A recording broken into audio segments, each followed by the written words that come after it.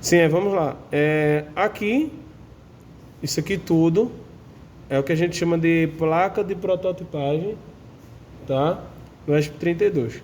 Assim como isso aqui tudo é a placa de prototipagem chamada Arduino. Arduino, tá certo? Sendo que como é o nome da disciplina que vocês estão pagando? Como é? Microcontrolador. Microcontroladores. Arduino não é um microcontrolador. Quem sabia disso? Arduino não é um microcontrolador. Sabia? Ele tem microcontrolador, né? Que é esse ATmel. Isso. Então, o Arduino, ó, vamos colocar aqui, ó. O Arduino, ele não é um microcontrolador. Ele possui um microcontrolador. O microcontrolador está aqui, ó. Isso aqui, ó. É o chip. É o Atmega, tá? Vamos mudar aqui para vocês olharem. Então, ele não é um microcontrolador, ele possui. O ESP32, essa plataforma aqui toda, é uma placa de prototipagem. O ESP32 é isso aqui, ó. É esse chip. Certo? Então você tem aqui o chip. Então a gente vai conhecer um pouco aqui do hardware do ESP32. Então vamos lá. Isso aqui é o chip. Então aqui é onde vai acontecer o quê? O processamento. É onde você vai escrever o código. Na verdade você vai escrever na IDE e vai passar e é ele que vai processar. Então esse aqui é o chip, é ele que vai processar as informações, tá certo? Tem vários. Inclusive nos 3 episódios, se você for olhar lá, nos 3 episódios do ESP32 eu detalhei bastante, né? Cada um. Parece um processador de uma placa-mãe. Isso. Ele tem, além desse, tem esse aqui também. Esse Sendo que aí cada um tem outros recursos que eu vou explicar aqui. Então, ó, vamos lá. Aqui é o processador. Então é aqui que vai acontecer os cálculos, as comparações. Tudo que você escreve, ele vai processar aqui. Então isso aqui é o processador, é o cérebro. Tá? Então, quando você vê a quantidade de clocks, né? A ordem de grandeza do processamento, né? Em X MHz, nesse caso aqui é em 240 MHz, né? O ciclo de máquina, né? Que ele processa as instruções. Arduino é esse aqui, passa 16, né? Não, isso aqui, o Arduino é esse aqui tudo. Não, mas tô dizendo esse aqui, o clock dele é esse aqui. Esse aqui é o cristal, 16 MHz, aqui do Arduino. Então aqui é o processador, todo mundo entendeu? Aqui é o ESP32. E o restante, o que é? Aí eu vou explicar. Vamos lá, aqui, isso aqui, ó. Quem arrisca dizer? É a entrada USB. É a entrada micro USB. Então é aqui nessa entrada que eu vou conectar o cabo. E aí serve para tanto energizar quanto para passar dados. Então ele tem duas funções. Ele tem a função da alimentação e a função de transferência de dados. Não é troca de dados, eu vou melhor dizer. Porque ele também pode enviar para o computador. O computador envia para ele. E ele também recebe energia do computador. Ou de uma fonte celular. Você pode conectar aqui no carregador do celular, como às vezes eu faço, e ele vai só energizar, né? Não vai ter troca de dados. Então esse aqui é o micro USB. Então você tem que ter cuidado, né? Quando for conectar, ó, é o micro USB. Oi? Ou USB-C, né? Isso, ou então o USB-C. Vamos lá, aqui tem 2 botãozinhos. O botãozinho do Enable e o botãozinho do Boot. Eu vou destacar só o Boot, por quê? Oi? Pronto. O botão do boot, ele tem a função de quando você carregar o código, você tem que apertar aqui para que o código ele seja carregado. Ele fica aguardando você apertar aqui para que o código seja carregado. Então quando você aperta lá na IDE, carregar, aí você tem que apertar aqui, ó. Vai aparecer uns pontinhos lá, aí você aperta aqui e ele carrega. Então esse aqui é o boot. Aqui, ó, isso aqui é um regulador de tensão. É um regulador de tensão ACS. Deixa eu ver aqui, ó. ACS. Deixa eu dar uma olhada aqui. Eu tinha olhado aqui. 1117. Aqui, ó. Transistor. Não, isso aqui é um regulador de tensão. Parece um transistor, mas não é, tá? É um regulador de tensão. Qual é a função dele? Quando você pega o cabo, o micro USB, USB com conexão micro USB e joga aqui. qual é a tensão que está chegando aqui? Quem sabe a tensão do 5 computador? volts. 5 volts. E o ESP32 funciona com 3.3 volts. Então o que é que ele vai fazer? 3.3 volts. O que é que ele vai fazer? Ele vai converter. Deixa eu deixar aqui assim. Vai diminuir, no caso, a tensão. Ele vai converter de 5 volts 3.3. para 3.3 volts. Então, esse regulador é um regulador muito usado, esse ACS é 1117, muito utilizado, onde ele vai fazer essa conversão.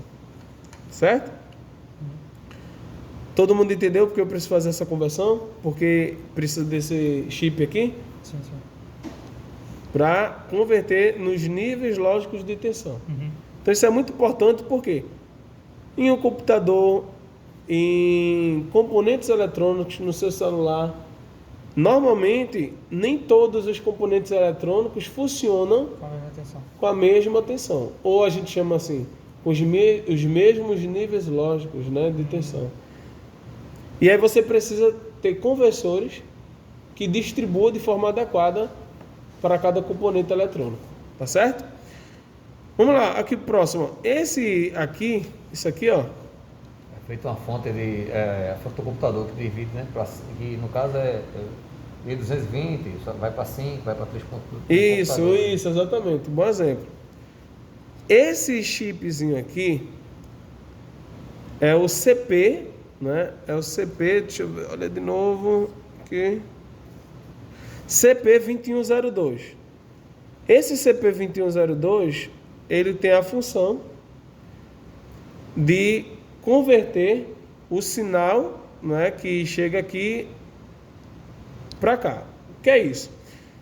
Quando você tem uma troca de dados entre o computador e o ESP32, você precisa ter um conversorzinho que vai pegar os dados que está na USB e transferir para cá via serial, que a gente chama de conversor USB serial. Uhum. Então todo componente eletrônico, aqui é o Arduino também, todo componente eletrônico, toda placa que possui uma entrada USB, ele vai ter um conversor USB serial. Porque ele vai precisar converter os dados que estão vindo aqui da USB para o chip. O pessoal agora, no caso assim, o pessoal fala serial, no computador tinha uns produtos, parecia aquele de monitor, que era cheio de pino. Aí no caso aí é semelhante, só que ele pega o USB e transforma para uma entrada é muito pequena, mas a lógica ali seria a mesma. Sendo que assim, tem diferentes... Uma impressora matricial tinha uma entrada assim também, aquela LX300, entendeu? Aí, no caso dela, pegava o USB, tem até um adaptador, que você pega o USB e passa serial, só que no caso da impressora, o conector é bem grande. Aí a lógica seria bem semelhante. Você tem normalmente a conversão de... porque assim... esses tipos de conexão, você tem, por exemplo, você falou da impressora, não é? Que é até parecido com essa aqui, né? Tem impressoras que é parecido com essa. Agora, você está falando do outro, que ele tem vários...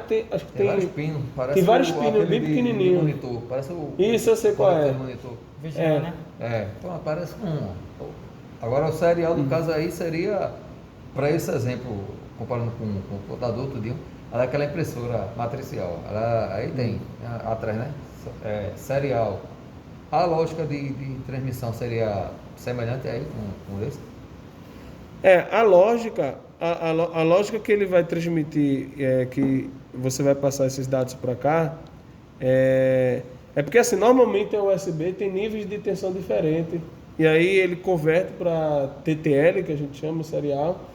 E esse microcontrolador, ele vai ler essas informações no nível lógico que foi convertido por esse conversor USB serial. Entendeu? Agora sim, respondendo essa pergunta, existem vários tipos de conexão.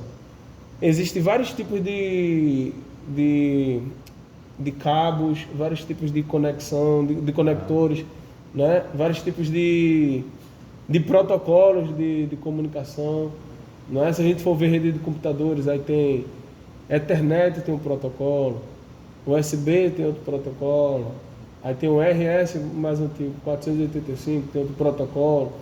Então assim, cada um tem um protocolo diferente. E aí, quando você vai enviar, trocar dados, aqui você tem USB e aqui você tem TTL. Aí você tem que ter essa conversão, para eles conversarem no mesmo nível lógico de tensão, para eles conversarem, para que o microcontrolador ele possa entender o que a USB está passando. Então tem que ter essa conversão, entendeu? Então assim, por exemplo, quando você tem, por exemplo, a conexão Ethernet, né? Tem um cabo Ethernet aí do computador. Aquele azul, né? Aí, por exemplo, ele vai chegar ali, aí tem uma placa de rede, aí ele vai converter o que essa conexão à internet está enviando cabo, e vai enviar para frente. Por quê? Porque ali é um tipo de protocolo diferente. Aí tem tensões diferentes. Cada tipo de comunicação, de conexão de dados, você vai ter níveis lógicos padronizados, né?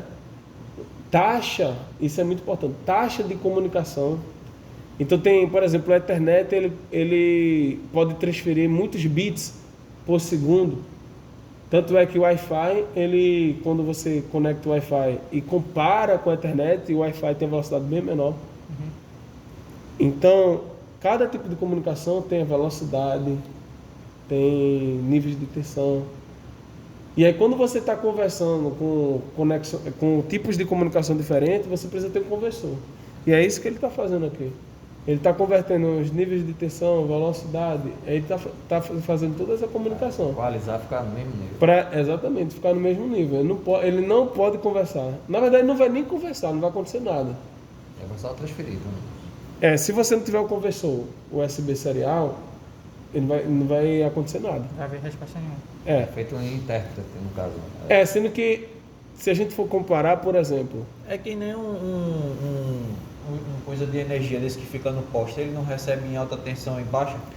Um transformador. Ele vem e recebe uma tensão, baixa para outra, ou se for para aumentar de uma baixa, joga para alta.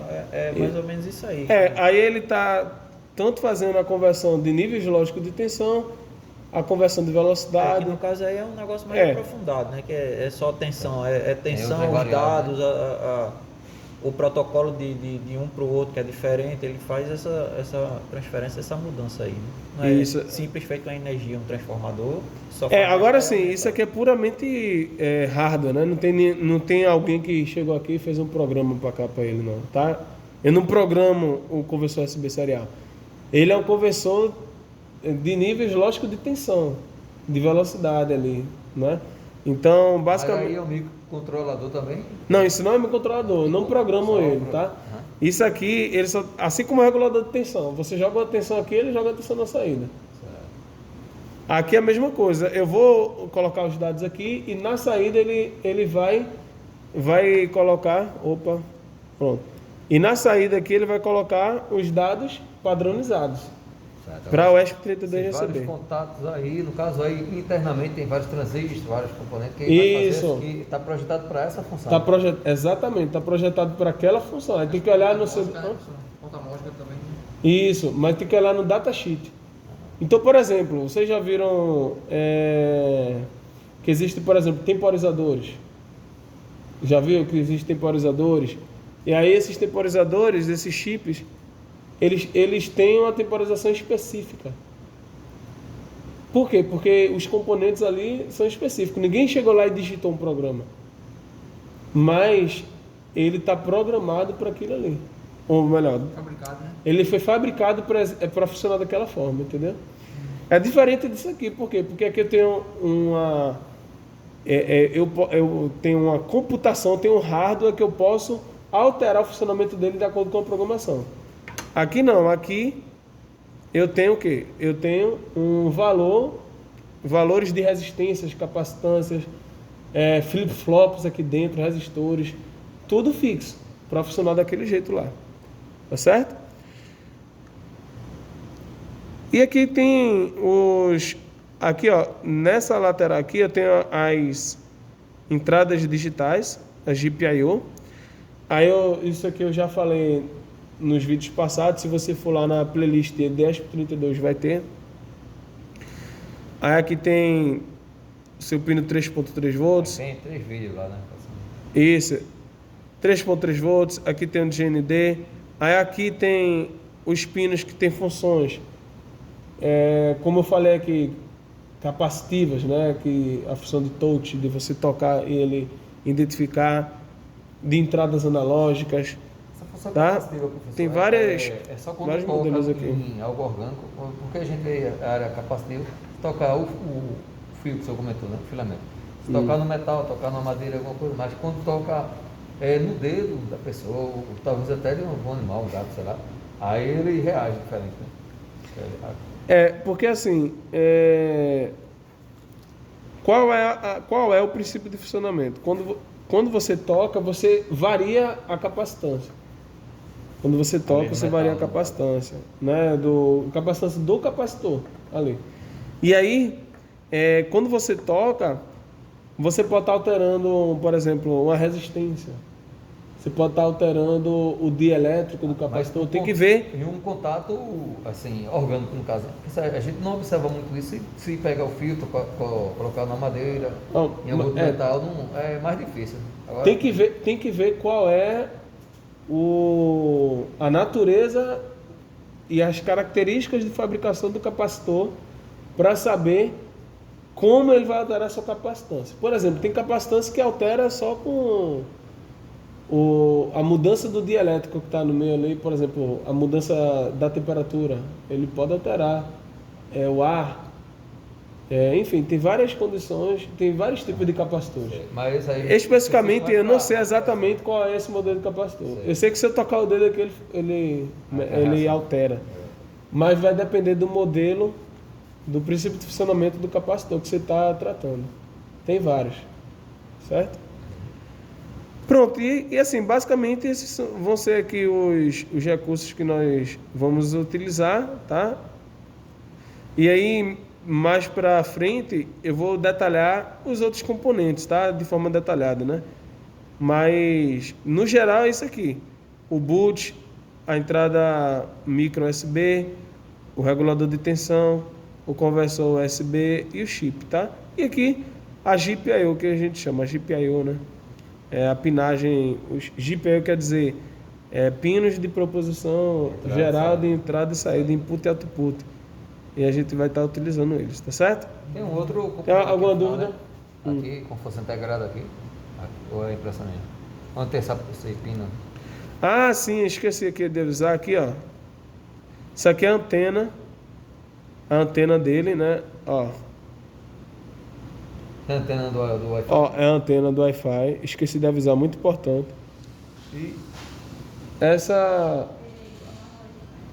Boa noite.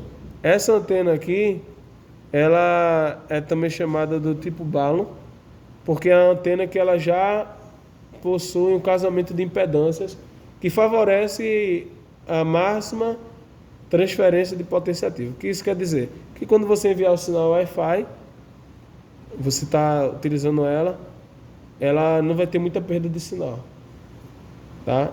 Então, você está olhando assim uma anteninha, mas é complicado, tá? Projetar a antena. Teve a... O senhor até comentou no vídeo que a cadeira que o senhor até desistiu. Porque eu já me formava, botei ela e tava dando muito trabalho, eu deixei pra lá. Beleza? O Bluetooth é aí também nessa mesma antena? Que ele não tem, né? O recurso de Bluetooth? Não, eu acredito que só tem uma antena, deve ser na mesma aqui. Porque, só pra aí é um ponto interessante, só pra gente entender. O Bluetooth, o Wi-Fi, são todas ondas eletromagnéticas. O que muda é o protocolo de comunicação, a frequência de comunicação, entendeu? Só pra gente entender assim, poxa, se eu tiver Wi-Fi, Bluetooth e 3G, eu vou ter 3 antenas diferentes? Não, é a mesma mudar antena. só a frequência, né? Vai mudar o quê? o protocolo e a frequência. Vai mudar a tecnologia de comunicação. Comunicação. Mas a antena é Pode ser a mesma. a mesma. Tá entendendo? Então assim, pra gente, poxa, essa aqui é a antena do Wi-Fi, essa aqui é a antena do Bluetooth e essa aqui é a antena do 3G. Não. O que vai mudar é o protocolo de comunicação. É igual ao ser humano. Eu tenho uma boca, mas eu posso falar em português, eu posso falar em mandarim, eu posso falar em inglês. Tá entendendo a lógica? A boca é a mesma. Ou ouvir também. Eu posso ouvir em português, mas também se eu entender, se tiver aqui dentro gravado o protocolo. Não é se eu souber ouvir, entender, eu vou conseguir me comunicar em inglês, em qualquer língua. Entendeu? Beleza? Pronto.